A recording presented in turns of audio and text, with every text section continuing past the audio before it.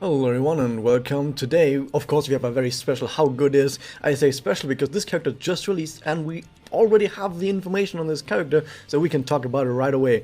And definitely wasn't the case because the character has been in the game files for like multiple days, but wasn't released because there was some delay in some of the stuff, but don't worry about that. So Holy Momoko, I'm going to call her Holy Momoko, but you can also call her Nanoko, Nan-Momoko, Sister Momoko, Sisoko. People have come up with a whole bunch of different names on what to call her. There doesn't seem to be any good name of what to even call her, but she's here. We've talked a tiny bit about her before during the news segment, where we also talked about how you should subscribe to my channel, because apparently I've been told that you should tell people to subscribe early in the video, because if you do it at the very end, no one's going to listen to it. Why am I even bringing this up? So we also have some Memoria here. I'm not going to have too much to say about them, because we don't actually have the exact data on these Memoria yet, but I will still say a few words about them at the very end of this. Now though, let's get into Sister Momoko.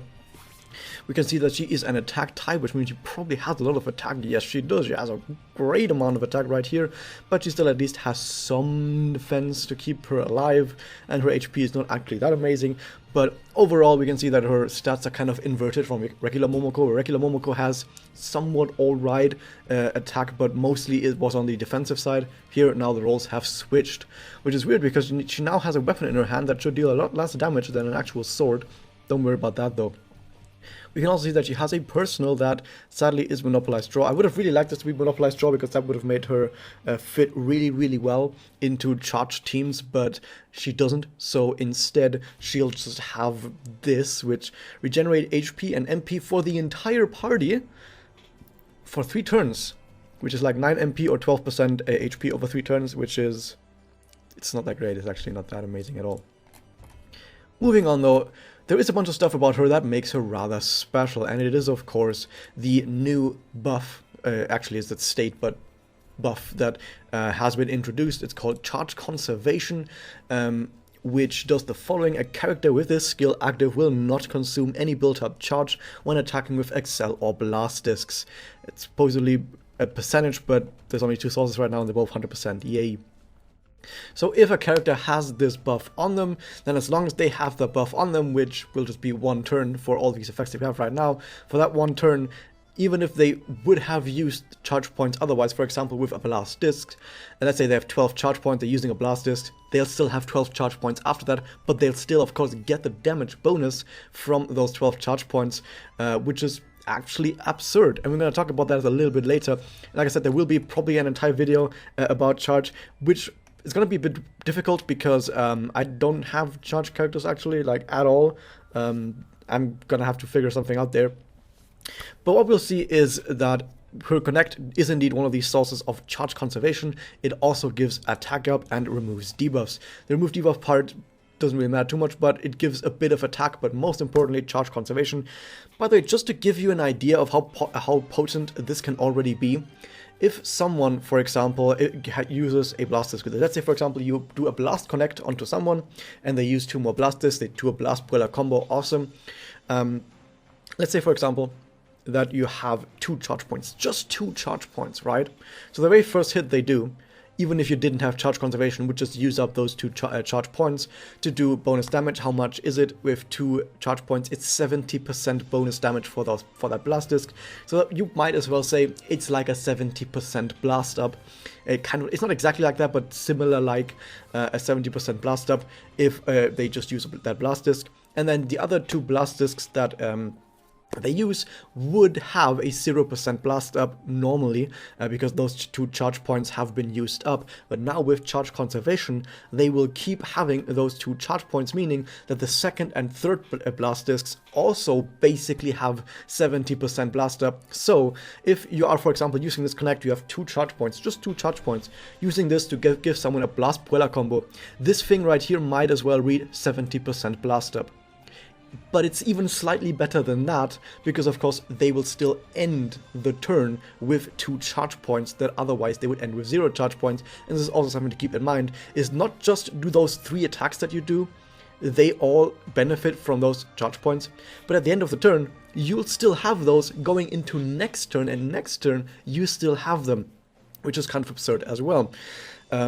And this is just with 2 charge points in that example. If you go to 3, I think it's already like plus 100% or something, and then it kind of doesn't go up that quickly anymore. But if you have like a charge team, if you have like a charge gorilla that uses their monopolized draw and they do a combo like that, they'll end up on probably like, yeah, +8. Yeah, on a total of 8 charge points, which I don't have the number right now. It's maybe like times 2.8, maybe times 2.9 or something like that on the charge bonus, maybe even plus times 3. Which is kind of absurd that you then get that on 3 attacks. Awesome. We'll see something like that happen later. I have an example for you. I don't have it myself, but someone has posted an example on Twitter. And we'll talk about that in a second. What we also see is that she, of course, has a Magia. What does it do? Damages all enemies. Okay. Dark Attribute Damage Cut, which, sure. I mean, other characters have just damage cut against everything. Also, somewhere around 35%. So this is not actually that amazing. Like, this effect is not that great at all. Like, even if you think to yourself, oh, she's supposed to be countering the next Kimochi. But like I said in other videos, you don't really die to Kimochis. Not really. I mean, if you have a really weak team, then maybe. But if you have like a strong team that is really good, you're not gonna die to Kimochi anyway. So this kind of seems weird.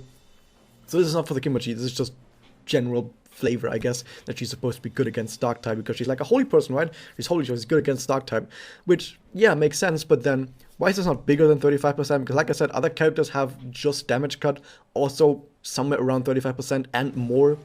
So I think this should have been way more than 35%. I don't know. More importantly though, it gives blast damage up to all, for 55% at Magi level 5, which is similar to Kazumi. So if you're using Kazumi for that sort of playstyle, still do that because she only has 1 Excel disc.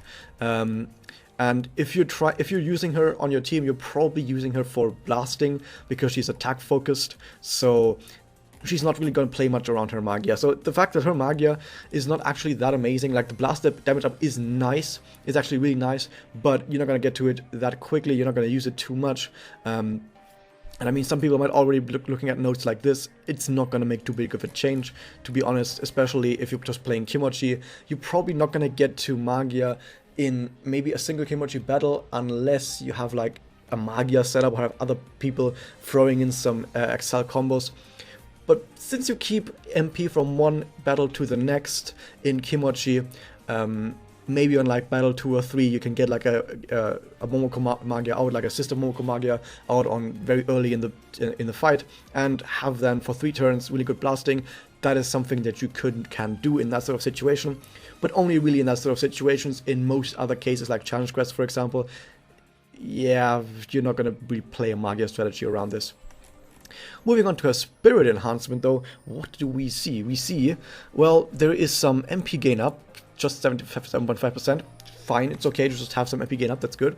Some charge disc damage up, only 10%, and here's a second one. So only a total of 20% charge disc damage up, which for an attacker like her, I would have really liked to see more. Like regular Momoko has like 40% or something. Well, actually, it's also 20%. Jun has like 45%. Like Jun has 45%, she's got like 20%. I would have liked to see a bit more. But hey, she's supposed to be more about blasting, right? Maybe she's got a bit more blast up. No, she's only got 16.5% blast up. She's an attacker, and still her damage bonuses aren't actually that good in here. And somehow she manages to have even less blast damage up than Cool Homura. We all know that Cool Homura is sadly a bad character with Spirit Enhancement, and somehow this Momoko has even less than that. What else do we have? We have Charge Combo, Charge Count up +2, which is also fine. I mean, of course, you're going to play her on a charge team, so getting a bit more out there. Like, whenever she is part of another person's charge combo, she adds those 2 charge points. That's fine. That's good. Some people might say, oh, would have really liked to see +3. +2 is fine too as well. It's not too bad. And of course, also, like, lore-wise, she gets anti-evade. Why do I say lore-wise? It's because she's supposed to be countering Vampire Kanagi, and Vampire Kanagi is all about evade, so she just gets anti-evade, which makes sense. What else do we see? Blast MP gain up, and whenever you hit a tile, any tile with your blast disc, you get 3 MP, which means that if you hit 3 tiles with 1 blast disc, then you get a total of 9 MP, which is fine. It's less than what other characters with this get, like for example, Final Target's like 5 per hit and not 3 per hit. So I think also Mokyo also gets like 5 per hit. So it's a bit less than some other characters, but it's still fine. It's a nice little bonus, but it's not much more than a nice little bonus. This is not going to be enough to like play her as in a Mage strategy, probably. I mean, like, you can still play her in a Mage strategy, of course. I'm not just saying that this is not something that by itself enables that. And then you also have 50% crit because, yeah, she's an attacker, so she's going to get that as well. And then her active is probably the most important part of her type Spirit Enhancement. To be honest, I'm kind of a little bit disappointed in most of the Spirit Enhancement. None of this stuff is really that important. I mean, like, yeah, okay, touch combat up +2 is kind of important, but apart from that, it's just stuff that's just nice, but nothing super amazing. However, the active is super amazing. It gives charge conservation to self, awesome, and it also gives 10% charge up. Okay, 10% charge up is like basically nothing. Actually, I missed something earlier. I don't know why I didn't say this. She gets 2 nodes of 20% charge damage up, but she also gets a third node that is both charge damage up for a total of 30% and a 15% charge damage. I probably should have mentioned that. It just sort of flew under my radar. But yeah, she actually does get 30% on charge damage. I ignore what I said earlier. I probably have already gotten some people in the comments telling me about this. Yeah, I'm sorry, I didn't mention it at that point. Yeah, she gets 10% charge attack damage up here, which with her passive is like 25% total, which also isn't that big for someone who's been playing around charge, but yeah, whatever, it's nothing too amazing. The reason why you use her active is for charge conservation and not necessarily for the charge attack damage up. So what does this mean? This means that you can play her for really amazing DPS in 2 different situations. First off, you have a bunch of charge points on your team, and then you draw discs in such a way that Momoko will be attacking. For example, Momoko draws a Puella combo, or Momoko is about to be connected by other people. Like, you have a turn where you know, okay, Momoko is going to take my discs and she's going to run wild. She's going to be blasting. She's going to maybe use an Excel disc. Best case scenario, she has 2 blast discs drawn and it gets connected with another blast disc. So if any of those cases, so Momoko is going to be the attacker, so what you do is you activate her active charge conservation to keep using those charge discs, and you will have 3 hits. All 3 of those will be dealing that bonus damage from those charge points. If somehow you give her an Excel combo for some reason, then all 3 of those hits will of course also get the bonus for Excel and get a whole bunch of MP. And if you are playing a Magia strategy, that is what you could do to get a whole bunch of Magia and get her Doppel as well. I've talked about her Doppel. It's just basically the same thing that we see with just her Magia. However, probably should have mentioned this already as well earlier. Like, some people have probably already mentioned this earlier in the video. Don't worry, guys, I didn't forget about it. I mean, in general, I forgot about it when I was talking about Magia, but in general, I didn't forget about it, which is that her Doppel gives charge conservation to self for 3 turns, which is really good. So if you do decide to boost her to Doppel, you can at least make use of that charge conservation. But then in the same vein, let's also not forget that if you're playing a Magia team to get her to Doppel, the blast damage up is completely wasted. Kind of like, once again, is something that you choose what you want. If you play one strategy, if you play Excel strategy, you can get your charge conservation with the Doppel, but the blast damage up is completely useless. The damage cap probably as well, because Magia teams in general are more defensive. And if you play for a blasting team, you might not even get to Magia to get the blast damage up, so pick your poison. Anyway, so I was talking about in that one situation where Momoko is the attacker, you get those 3 discs out, 3 blast discs or 3 Excel discs with Momoko charge conservation, awesome. Or here's the other situation that you could have. Someone else might be about to attack with many charge points. You have like 8 charge points or whatever, and someone else, like a final target or whatever, is about to be attacking. If Sister Momoko has drawn a disc, any disc, but preferably a blast disc, and has connect ready, you can connect that disc onto, for example, your final target, and then final target will do those 3 hits that all deal a ton of damage. And that's basically the 2 situations in which Sister Momoko will be absolutely absurdly powerful. And I cannot stress this enough, just how ridiculously powerful, OP, amazingly imbalanced in these 2 situations charge conservation is. However, and this is also sadly where I have to bring some of you guys back down to earth, as awesome as she is in those 2 situations, what if you like don't have charges, or if you don't have her connect, or if you don't draw the right discs to connect onto her, or if you want to keep blasting but you draw more charge discs and you're already at 20 charge points, can't get more than 20 charge points. There are many ways on how this strategy, on how Sister Momoko can find herself in situations where she sort of underperforms. Like, for example, when you're like, hey, I can connect to my Momoko, but I have no charge points. Or, hey, my Momoko can connect to someone, but we have no charge points. And that kind of sucks, and makes her just kind of a bad character, actually, in that situation. So when you play Sister Momoko, you need to play her in a charged team. Don't play her outside of a charged team. I mean, okay, you can, but if you do, don't expect too much. Don't expect too much if you play her outside of a charged team. She can probably still be somewhat decent, okay? But specifically, if you want Sister Momoko to be absolutely amazing, you need to play her in a charged team. You need to have a strategy. You need to execute that strategy. You need to have other characters, preferably with disc draw actives, so that you can move discs around as you need them. And you need to actually play like not auto battle, but manually as well. Like a lot of the most powerful Momoko strategies, Sister Momoko strategies, will be played on manual battle and will not work at all in auto battle. So even if you do say to yourself, man, charge is really awesome now, which it is, with Sister Momoko, charge is actually really awesome now, don't do auto battle with charge teams. It's gonna suck. You might get some good turns, or you might get absolute shit. So yeah, that was that. I'm gonna finish off with an example of Sister Momoko. I still have the two Memorial to talk about, but I'm still gonna give you guys the example of Sister Momoko. And here it is. It's a tweet by Hayato Cat, who on turn 1 used Charge Draw or Monopolize Draw. Actually, it was Monopolize Draw on Rico. By the way, this is the Chapter 6 battle, which had a new witch now. The Chapter 6 battle where you are forced to use an NPC Yachio, but the enemy witch has like 3 million or something, or 2 million HP or something. That's why he chose this battle as like a 2 million battle witch that you get to fight that you aren't supposed to kill. But you can anyway. People have killed it before, but he's about to do that. And he used turn 1 charge draw, monopolize draw on Rico, who has +3 charge combo, charge count up +3, yeah. And so we are on 8 charge this. And now what he's going to do is he's going to do blast draw, which is kind of YOLO. And that's why it's Ayaka on the team. Ayaka has personal blast draw for some reason. You can do this with final tart as well. And he's going to blast draw, and he's just going to hope that he gets 1 Rico blast disc, which is, I mean, he's going to get a blast disc, but 1 blast disc of Rico, and then also 2 blast discs, both of blast discs of Momoko, and hopefully no other discs that sort of take those spots. And I mean, there's 3 Yachio blast discs in the mix, but yeah. So he's gonna just hope he gets grabs the correct discs. He does. He wants to do the Rico connect onto Momoko and use Momoko's active. So he just uses, I'm gonna skip ahead here, he uses like 10 different actives that all buff each other, and he's just stacking actives on top of each other to get Momoko to maximum buffs as much as possible. And he activated charge conservation by using Sister Momoko's active.